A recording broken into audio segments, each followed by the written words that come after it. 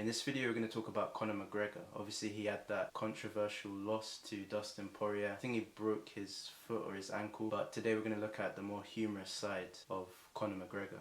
Connor, do you know what wrestling is? I could rest my balls on your forehead. Yeah, I know. You can see there Conor just doesn't care whatsoever. The guy rhetorically questions him, tries to take the piss out of him, but Conor couldn't care less, flips the joke around back onto that guy. I know he wasn't saying that I am that person, but it put me in that bracket, and I did not appreciate that one bit. So, you know, there's people buried in the desert for less than that.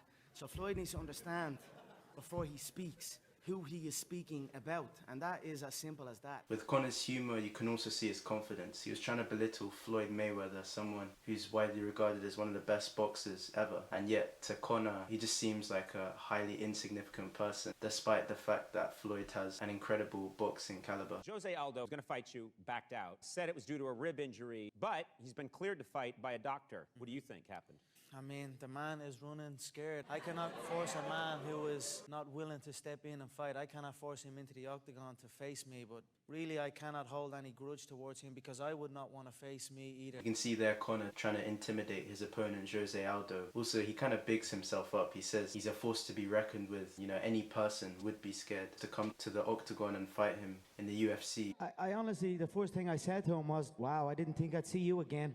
So I was actually happy to see him. I don't want to scare him anymore. He's petrified. He went running before. So now I'm going to take the opposite approach. Cuddle him, look after him, tell him it's going to be all right. It will be over quick. And hopefully get him into that octagon December 12th and then end his career. With Conor, he's not holding back. And he plays off that notion of fear, saying his opponent's scared of him. You can see once again Conor's trash talk, saying he's going to end his career and stuff like that. I guess that's the whole nature of the fight business of UFC. Trash talking your opponent in a humorous way, but also in sometimes a more threatening way as well. His chin is deteriorating. Every single contest he gets in, he hits one knee. He does a gust of wind and he does the chicken dance. You know what I mean? Once again here you can see Conor belittling his opponent, trying to get in his head. His whole sense of humour comes from intimidating and trying to mock his opponents, taking the piss out of them. That seems to be his tactic when doing interviews, press conferences, before he actually fights the opponent in the UFC. Tell him I said I am his daddy. Sit on my lap. From that clip you can see that Conor's humour doesn't really have any filter. He'll go to any length that he can when it comes to mocking his opponent. Being a UFC fighter, you have to act like you're the one who's above and they're the ones below you. Sometimes it's submission, but in the end my hand's raised every time. And I'm 100% confident in that, you know. He doesn't have a vision of what's going to happen, as you can clearly see. You can see once more how Conor's humour stems from verbally picking apart his opponent, saying that he's tactically inept, he's got nothing about him. And the irony is, the guy who was talking to there was obviously Dustin Poirier, the guy who Conor actually lost to in his most recent fight. But looking back, I should have just pulled my knee from my leg and hit him with it, you know what I mean? That's what I just went with what was comfortable, and what was comfortable was get the motherfucker to the ground, you know what I mean? And just kind of... From that clip you can tell there that when it comes to fighting, Conor is just all in. He doesn't really hold back or anything like that. He's not necessarily the most respectful fighter. He just says whatever comes to his mind. But I would like Cub to win. He seems to think that he has been promised a UFC title shot if he wins this fight against Frank.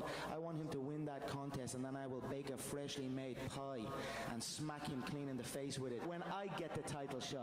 Conor's accent there was one of the reasons why the clip was so funny. He says something that's supposed to be threatening, but then he just tries to say it in a more light-hearted, humorous way. And I believe I will dust half a L inside 1 minute. He is a slower, sloppier version of Aldo in absolutely everything. Once again, you can see Conor's confidence bursting through there, saying that his opponent isn't going to pose any threat whatsoever to him. I will exit the contest fresh. I will cash the check. I will sign the next contract for UFC 200. Brand new MGM. We'll go again. 2015 was my year. 2016 is also my year. Every year is my fucking year.